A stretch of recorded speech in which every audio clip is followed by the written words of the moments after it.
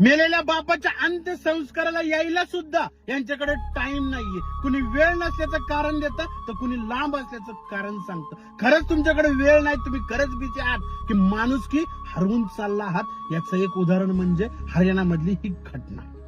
हरियाणामध्ये एक बाप वृद्धाश्रमामध्ये मरण पावतो आणि त्यानंतर तिथले कर्मचारी त्याच्या 3 मुलींना फोन लावतात. एक जण वेळ नसल्याचं कारण सांगते, एक जण लांब असल्याचं कारण सांगते. आम्ही तुम्हाला मोबाईलवर पैसे पाठवतो, आमचा मेलेला बाप आम्हाला व्हिडिओ कॉलवर दाखवा, त्यांचं अंत्यसंस्काराचं कार्य सुद्धा आम्हाला मोबाईलवरच दाखवा. हे ऐकल्याच्या नंतर वाईट वाटलं.